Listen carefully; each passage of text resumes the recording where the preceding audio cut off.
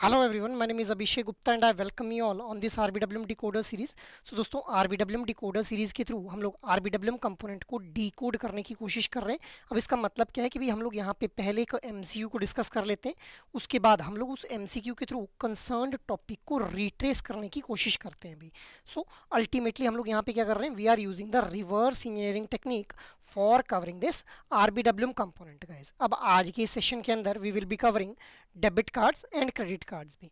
But before moving ahead I just want to let you know guys कि भी previous year questions, most important topics और most important MCQs, ये तीनों ही factors बहुत ही prominent role play करते हैं किसी भी एग्जाम को क्वालिफाई करने में। तो दोस्तों अगर आप लोगों का भी यही कंसर्न है रिगार्डिंग योर जीआईबी एग्जाम, तो आप लोगों की स्क्रीन के ऊपर अभी जो डॉक्यूमेंट आप लोगों को दिख रहा है, इस डॉक्यूमेंट का लिंक आप लोगों को इस वीडियो के डिस्क्रिप्शन में देखने के लिए मिल जाएगा, जहां से आप लोग previous year questions, most important topics और most important MCQs for each and every component of JAIIB exam को जो है एक्सेस कर पाएंगे, और वो भी बिल्कुल free of cost. So you can have a look on that particular document. After that अब हम लोग आते हैं आज के सेशन के ऊपर। अब देखिए आज हम लोग बात करने वाले हैं credit card and debit cards के बारे में। तो ये वो टॉपिक है जहां से हम लोगों को लास्ट साइकिल्स के अंदर भी एग्जाम में क्वेश्चन जो है वो देखने के लिए मिले हैं। अब हम लोगों को जून 2024 के अंदर भी क्रेडिट कार्ड ट्रांजेक्शन के अंदर कितनी पार्टीज इन्वॉल्व है इसके रिगार्डिंग क्वेश्चन देखने के लिए मिला। तो जो भी टॉपिक हम लोग जो इस पर्टिकुलर सीरीज के अंदर डिस्कस कर रहे हैं, उन टॉपिक से कहीं ना कहीं आप लोगों को लास्ट साइकिल के अंदर जो क्वेश्चन हैं वो जरूर देखने के लिए मिल जाएंगे भी। सो आप लोगों को इस पर्टिकुलर सीरीज के अंदर कंसिस्टेंटली बने रहना है, सो दैट आप लोग अपनी प्रिपरेशन को स्ट्रीमलाइन कर पाएं भी। अब हम लोग आते हैं आज की डिस्कशन के ऊपर। अब देखिए हम लोग अपने डिस्कशन को स्टार्ट करेंगे with a case study based question. So a bank is analysing two card payment models for its new co branded card launch in model X. A single firm captures and processes all transactional data end to end. In model Y the transaction data is shared with many members. Processing happens through a centralized system, and the transaction involves a four party structure consisting of merchant, acquiring bank, issuing bank and customers भी। The bank notes that American Express follows model X and while Mastercard and Visa follow the model Y। तो आप लोगों के सामने case study based question है। अब देखिए case study दी गई है, इस केस स्टडी के based there is a question. So based on the above case, identify the correct statements. Your statements are: model X represents a closed loop system, model Y represents a open loop system. In model Y, the transaction typically follows a four party transaction structure. In model X, the transaction data is shared with many members through a centralized processing system by। So you need to select the most appropriate answer from the options given below. Your options are 1 and 2 are correct, 1 2 and 3 are correct, 2 and 4 are correct, and 1 and 4 are correct। So what should be the right answer here? The right answer will be option number B, that is 1 2 and 3 are correct। अब देखिए यहाँ पे जो question frame किया गया है वो किया गया है with respect to close loop system and open loop system. अब यहाँ पे हम लोगों को एक केस स्टडी दी गई है जहाँ पे एक पर्टिकुलर बैंक के द्वारा जो है वो एक क्रेडिट कार्ड के जो मॉडल है उसको जो है एनालाइज किया जा रहा है। अब देखिए यहाँ पे जो ओपन लूप सिस्टम और जो क्लोज लूप सिस्टम है उसमें बेसिक डिफरेंस क्या होता है। क्लोज लूप सिस्टम के अंदर एक सिंगल एंटिटी के द्वारा ही जो है वो डेटा को कलेक्ट और प्रोसेस किया जाता है, जो भी ट्रांजैक्शनल डेटा रहता है, जबकि ओपन लूप सिस्टम के अंदर हम लोग देखते हैं कि मल्टीपल पार्टीज के बीच में जो डेटा है उसको शेयर कर दिया जाता है। बस यही इस पर्टिकुलर जो कंसेप्ट है इसका कैच है। अब इस केस स्टडी के अंदर देखिए पहली स्टेटमेंट क्या बोल रही है, model x represents the close loop system. अब अगर आप लोग मॉडल एक्स की बात करेंगे तो model X is a single firm that captures and processes all transactional data from end to end. तो अभी मैंने आप लोगों को बताया अभी क्लोज लूप सिस्टम के अंदर एंड टू एंड डेटा की जो कलेक्शन और प्रोसेसिंग है वो एक सिंगल एंटिटी करती है। तो पहली स्टेटमेंट सही हो गई। Model Y represent the open loop system, क्योंकि मॉडल वाई के द्वारा जो ट्रांजैक्शनल डेटा है वो मल्टीपल मेंबर्स के साथ में शेयर किया जा रहा है। I hope this thing is clear. After that, in model Y, the transaction typically follows four party transaction structure। तो फोर पार्टी ट्रांजेक्शन स्ट्रक्चर हम लोगों को मॉडल वाई के अंदर फॉलो होता हुआ देखने के लिए मिल रहा है। कौन कौन से हैं four party? Merchant, acquiring bank, issuing bank and customers भी। ठीक है।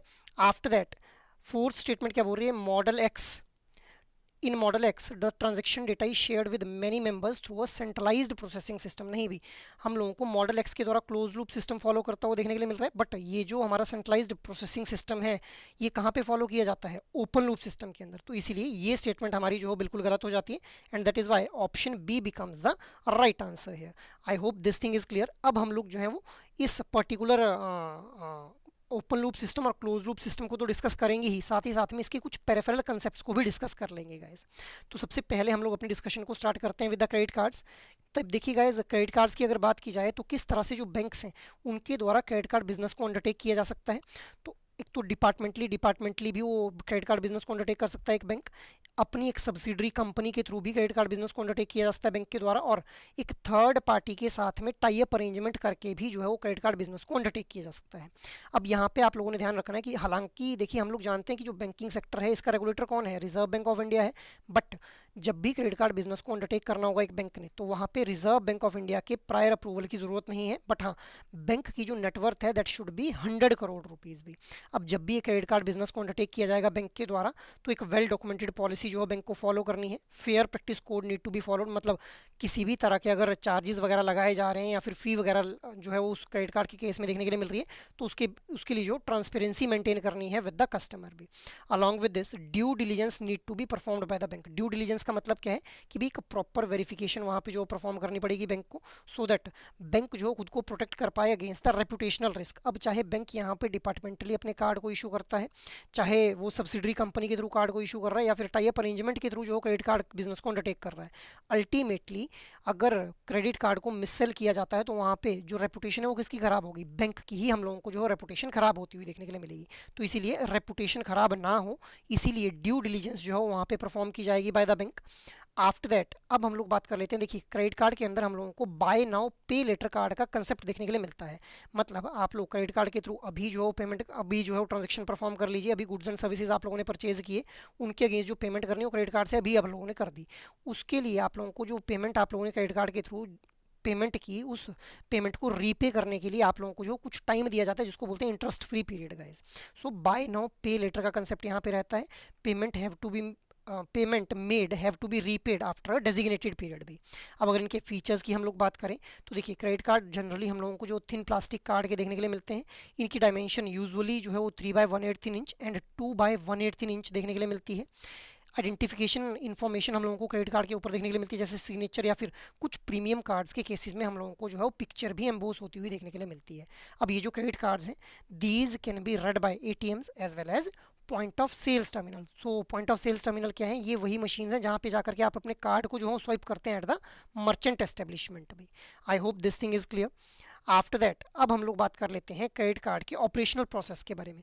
अब देखिए गाइज अगर कैश और क्रेडिट कार्ड में कंपैरिजन किया जाए तो देखिए कैश के अंदर तो सिर्फ दो ही पार्टीज़ हैं, कौन कौन सी, कस्टमर एंड रिटेलर, जबकि क्रेडिट कार्ड की जो ट्रांजैक्शन रहती है जो ऑपरेशनल प्रोसेस रहता है वहाँ पे 5 पार्टीज़ इन्वॉल्व हैं। ये बहुत ही important examination point of view से यहाँ से क्वेश्चन आप लोगों से जो ज़रूर पूछा जाता है एग्जाम के अंदर भी, ठीक है। So customer, retailer, acquiring bank, clearing network and issuing bank, these are the 5 parties जो कि हम लोगों को इन्वॉल्व होती हुई देखने के लिए मिलती हैं with respect to the credit card operations guys.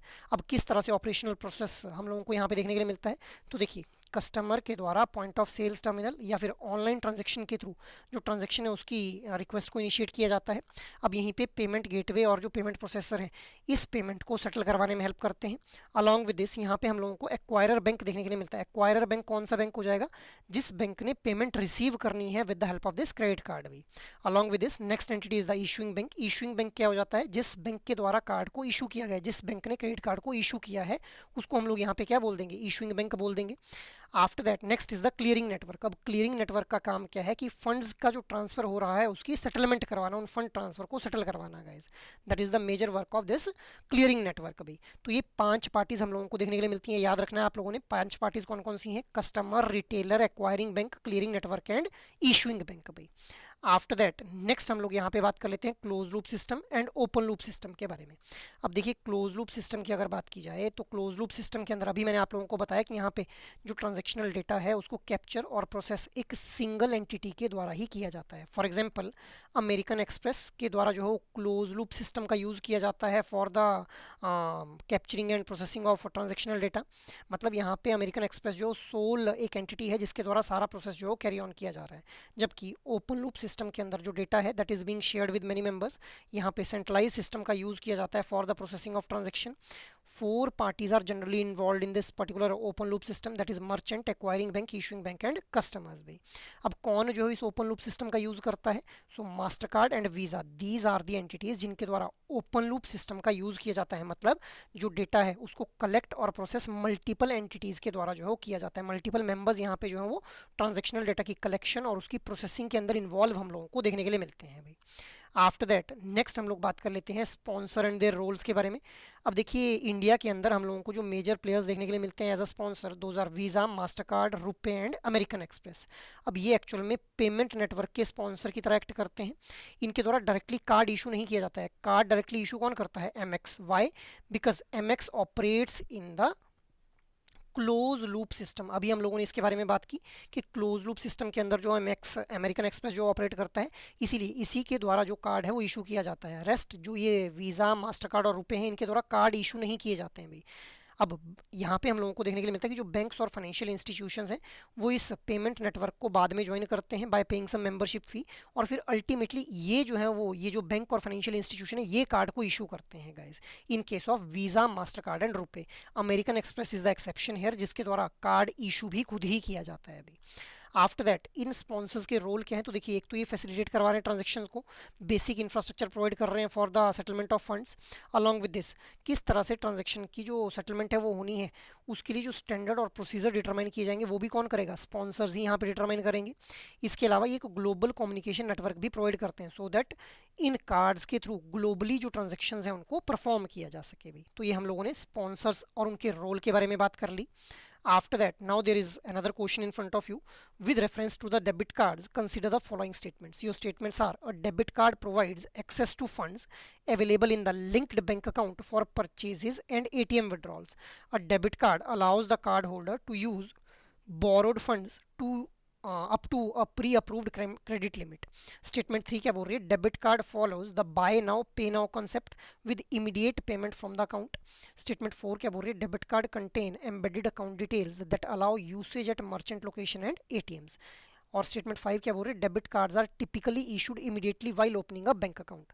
So you need to select the most appropriate answer है. Your options are 1, 3 and 4 are the correct one. 1, 3, 4 and 5 are the correct one.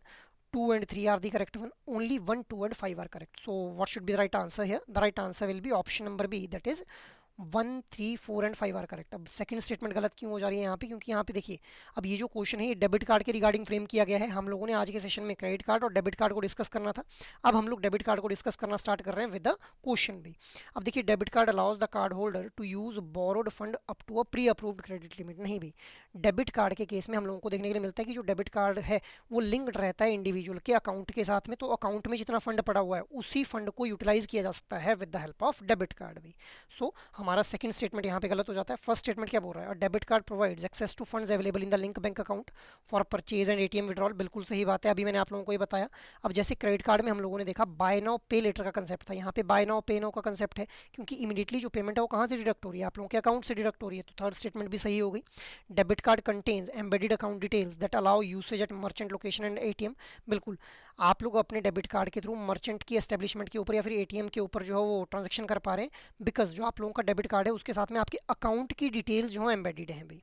After that fifth statement क्या बोल रहे हैं? Debit card are typically issued immediately while opening a bank account. Definitely जब भी आप लोग एक बैंक अकाउंट को ओपन अप करते हैं तो आप लोगों को जो है डेबिट कार्ड इशू कर दिए जाते हैं. तो option B will be the right one here. After that अब हम लोग डेबिट कार्ड्स को डिटेल में डिस्कस कर लेते हैं. तो देखिए डेबिट कार्ड क्या है? डेबिट कार्ड के थ्रू एक्सेस प्रोवाइड किया जाता है इंडिविजुअल को उसके फंड का, जो भी फंड उसके लिंक्ड बैंक अकाउंट के अंदर पड़े हुए हैं, और उस फंड उस एक्सेस के थ्रू वो क्या कर सकता है? परचेजेस कर सकता है गुड्स एंड सर्विसेज की एट द मर्चेंट एस्टेब्लिशमेंट, और एटीएम्स के थ्रू फंड को विड्रॉ भी किया जा सकता है अभी. इसके अलावा अब यहाँ पे जो इंडिविजुअल कार्ड होल्डर है वो अपने एग्जिस्टिंग फंड्स का ही यूज़ करता है जो उसके अकाउंट के अंदर बैलेंस पड़ा हुआ है, जिस वजह से कस्टमर को सिक्योरिटी मतलब और कन्वीनियंस भी ऑफर की जाती है. मतलब कन्वीनियंस कैसे कि उसके अकाउंट में जो फंड पड़ा हुआ उसी को यूज़ कर पा रहा है यहाँ पे. तो हम लोग जो है वो इस पर्टिकुलर कार्ड के थ्रू, डेबिट कार्ड के थ्रू इंडिविजुअल को जो है वो सिक्योरिटी और कन्वीनियंस दोनों ऑफर करते हैं टू विड्रॉ द फंड और to use the fund which is available in their account भी. अब these are different from the credit cards. किस तरह से? यहाँ पे बाय नाउ पे नाउ का कंसेप्ट है अभी हम लोगों ने देखा. इसके अलावा एम्बेडेड अकाउंट डिटेल्स हम लोगों को देखने के लिए मिलती हैं इन डेबिट कार्ड्स के अंदर. मतलब आपके अकाउंट की जो डिटेल्स हैं वो जुड़ी हुई रहती हैं इन डेबिट कार्ड्स के साथ में, जिस वजह से आप लोग मर्चेंट की लोकेशन या फिर एटीएम्स के ऊपर जो ट्रांजैक्शन है उनको परफॉर्म कर पाते हैं. अब इनको टिपिकली इशू किया जाता है जब भी एक इंडिविजुअल का जो बैंक अकाउंट है वो ओपन अप किया जाता है अभी. आफ्टर दैट नेक्स्ट हम लोग यहाँ पे बात कर लेते हैं आरबीआई की कुछ गाइडलाइंस के बारे में. तो देखिए आरबीआई क्या बोलता है कि भी जो डेबिट कार्ड है it can be issued only to the CASA holders only. जो भी current account saving account holders हैं उन्हीं को जो है वो डेबिट कार्ड इशू किया जाएगा, नॉट टू द लोन और क्रेडिट होल्डर्स भी। इसके अलावा ऐसा नहीं होना चाहिए कि आप लोग सिर्फ डेबिट कार्ड का यूज़ ऑफलाइन ही कर पाएँ, you should be able to use the debit card online as well as offline medium. अब जब भी डेबिट कार्ड इशू किया जाएगा तो वहाँ पे know your customer, anti money laundering और काउंटर फाइनेंस टेररिज्म की जो रिक्वायरमेंट्स हैं उनको फुलफिल करना पड़ेगा कस्टमर को, तभी जो है वो डेबिट कार्ड इशू किया जाएगा। This is also advised by the RBI. इसके अलावा interest rate directives as per the description of Reserve Bank of India है। तो ये हम लोगों ने डेबिट कार्ड के बारे में बात कर ली। अब हम लोग बात कर लेते हैं कुछ आरबीआई की गाइडलाइंस के बारे में, which are regarding the charges जो कि कस्टमर्स के ऊपर लेवे किए जाते हैं जब भी वो इन डेबिट कार्ड का यूज़ करके जो है वो एटीएम्स के थ्रू अपनी ट्रांजेक्शन्स को परफॉर्म करते हैं। तो क्या कुछ वो गाइडलाइंस हैं? तो देखिए, जब भी ट्रांजेक्शन परफॉर्म की जाएगी at the banks own ATM at any location, मतलब यहाँ पे हम लोगों को अगर पीएनबी बैंक का जो है वो एटीएम देखने के लिए मिल रहा है, पीएनबी बैंक की ही हम लोगों को जो है डेबिट कार्ड देखने के लिए मिल रहा है, तो पीएनबी बैंक के डेबिट कार्ड के थ्रू अगर आप लोग पीएनबी के ही एटीएम मशीन के थ्रू ट्रांजेक्शन कर रहे हैं किसी भी लोकेशन के ऊपर, तो minimum 5 free transactions are there in a month, which includes financial as well as non financial transactions भी। इसके अलावा अगर आप लोग ट्रांजेक्शन करते हैं at any other banks ATM at metro location, मतलब पीएनबी का डेबिट कार्ड है और स्टेट बैंक ऑफ इंडिया के एटीएम मशीन के ऊपर आप लोग ट्रांजेक्शन करते हैं एक मेट्रो लोकेशन के ऊपर, तो वहाँ पे मिनिमम 3 फ्री ट्रांजेक्शन जो अलाउ की जाएंगी, including financial as well as non financial. Non financial का मतलब क्या है यहाँ पे भी, कि आप लोग जो है चेकबुक की रिक्वेस्ट करना, अपने अकाउंट बैलेंस की रिक्वेस्ट करना, ठीक है, पिन चेंज करना, these are non financial transaction. So 6 metro locations के ऊपर minimum 3 free transactions are allowed in a month. अगर मेट्रो लोकेशंस के ऊपर आप लोग ट्रांजेक्शन करते हैं किसी दूसरे बैंक के एटीएम के ऊपर, कौन कौन सी वो मेट्रो लोकेशंस हैं? Mumbai, Chennai, new Delhi, Kolkata and Bengaluru, Hyderabad. तो इसके अलावा अगर आप लोग इस लिमिट को एक्सीड करते हैं तो 21 रुपीज़ पर ट्रांजेक्शन जो है वो आप लोगों के ऊपर लेवे किए जाएंगे चार्जेस भी। अब यहाँ पे देखिए, आरबीआई के द्वारा सिर्फ minimum number of free transactions के बारे में बताया गया है एटीएम्स के ऊपर। इसके अलावा बैंक्स की अपनी डिस्क्रिप्शन है कि वो कितनी जो है वो मैक्सिमम फ्री ट्रांजेक्शन्स ऑफर करना चाहते हैं, बट मिनिमम इतनी जो है वो ऑफर करनी पड़ेंगी भी। इसके बाद नेक्स्ट हम लोग बात कर लेते हैं केसेस ऑफ फेल्ड ट्रांजेक्शन के बारे में। तो देखिए, अगर कस्टमर मान लो एटीएम के थ्रू जो फंड विड्रॉ करता है, उसने 5,000 की रिक्वेस्ट की, उसके अकाउंट से 5,000 डेबिट तो हो गए बट उसको रिसीव सिर्फ 2,000 हुए, तो ये क्या है? एक फेल्ड ट्रांजेक्शन है। तो इस तरह की अगर फेल्ड ट्रांजेक्शन होती है तो bank need to resolve the customer complaint by recreating the customers account. Maximum कितने टाइम पीरियड के अंदर जो है इस कंप्लेंट को रिजॉल्व करना पड़ेगा? T+5 डेज, मतलब जिस दिन ट्रांजेक्शन हुई उसके 5 दिन के अंदर अंदर कस्टमर के अकाउंट को रिक्रेडिट जो है करना पड़ेगा भी। इसके अलावा अगर कंप्लेंट लॉन्च ही नहीं की गई है कस्टमर के द्वारा within 30 days of the transaction, तो उस केस में जो कस्टमर है he is not entitled to any kind of compensation भी। I hope this thing is clear कि भाई क्या कुछ हम लोगों को जो गाइडलाइंस देखने के लिए मिलती हैं विद रिस्पेक्ट टू चार्जेस जो कि लेवे किए जाते हैं कस्टमर्स के ऊपर जब भी उन्होंने एटीएम्स के थ्रू जो ऑपरेशंस परफॉर्म करने हैं भी। So that is all for today's discussion guys. Apart from this, अगर आप लोग किसी भी तरह की गाइडेंस चाहते हैं रिगार्डिंग योर जीआईबी एग्जाम, तो आप लोग एडुटैप की वेबसाइट के ऊपर विजिट कर सकते हैं, जहां जाते ही आप लोगों को कोर्सेज नाम का ये टैब देखने के लिए मिलेगा। यहाँ जाते ही जीआईबी कोर्सेज के ऊपर आप लोग क्लिक कर लेंगे तो आप लोगों को अलग अलग तरह के कोर्सेज यहाँ पे देखने के लिए मिल जाएंगे भी, जिसमें सबसे पहले हम लोग बात कर लेते हैं जीआईबी के लिए कंप्लीट मास्टर कोर्स के बारे में। अब इस कंप्लीट मास्टर कोर्स के थ्रू आप लोगों को जीआईबी एग्जाम के जो चारों कंपोनेंट्स हैं उनको कॉम्प्रिहेंसिवली प्रिपेयर करवाया जाएगा with the help of concept classes. इसके अलावा आप लोगों को एग्जाम से ठीक पहले लाइव क्लासेस भी प्रोवाइड की जाएंगी। Concept classes will be of 15 to 20 minute duration guys. Along with this revision purpose के लिए आप लोगों को कंसेप्ट नोट्स यहाँ पे प्रोवाइड किए जाएंगे और आप लोग कंटेंट को रिवाइज कर पाएँ इसके लिए आप लोगों को जो है वो solved PYQs, chapter wise mock test और full length mock test provide किए जाएंगे। So this is the complete master course for your JAIIB preparation, जिसको आप लोग यूटिलाइज कर सकते हैं अगर आप लोग कॉम्प्रिहेंसिव प्रिपरेशन करना चाहते हैं। बट अगर आप लोग चाहते हैं कि इंडिविजुअल कंपोनेंट के लिए मास्टर कोर्स में आप लोगों ने एनरोल करना है खुद को, जस्ट स्क्रॉल इट डाउन, यहीं पे आप लोगों को IND-IFS, PPB, AFM और RBWM चारों कंपोनेंट्स के जो इंडिविजुअल मास्टर कोर्सेज हैं वो देखने के लिए मिल जाएंगे। So you can enroll in this particular individual master courses as well. और अगर आप लोगों को लगता है कि भी आप लोगों को जो है सिर्फ मोस्ट इंपॉर्टेंट टॉपिक्स को टारगेट करके जो है वो प्रिपरेशन करनी है, तो आप लोग लाइव क्रैश कोर्स बैच 3 के अंदर खुद को एनरोल कर सकते हैं, जहाँ पे आप लोगों को लाइव क्लासेस के through most important topics cover करवाए जाएंगे for the each and every component of GIB examination. Revision purpose के लिए कंसेप्ट नोट्स आप लोगों को दिए जा रहे हैं और साथ ही साथ आप लोग कंटेंट को प्रैक्टिस कर पाएँ इसके लिए solved PYQs, chapter wise mock test और फुल लेंथ मॉक टेस्ट भी प्रोवाइड किए जा रहे हैं भी। तो ये हम लोगों ने लाइव क्रैश कोर्स और मास्टर कोर्स के बारे में बात कर ली। अब अगर आप लोगों को लगता है कि आप लोगों की प्रिपरेशन तो कंप्लीट है, अब आप लोगों को सिर्फ इवैल्यूएशन अपनी करनी है, तो आप लोग टेस्ट सीरीज में खुद को एनरोल कर सकते हैं, जहाँ पे आप लोगों को solved PYQs right from May 2023 to November 2025 chapter wise mock test और फुल लेंथ मॉक टेस्ट जो हो प्रोवाइड किए जा रहे हैं। so you can enroll yourself in any of these particular courses depending upon your need for JIB preparation guys. So that is all from my side for this particular session. I hope ये session आप लोगों के लिए काफ़ी fruitful रहा होगा and अगर आप लोगों को ये सेशन अच्छे लग रहे हैं तो इन सेशंस को लाइक शेयर और सब्सक्राइब कर लें और अगर आप लोगों की कोई भी क्वेरी हो तो आप लोग मेल कर सकते हैं hello@edutap.co.in के ऊपर। जय हिंद।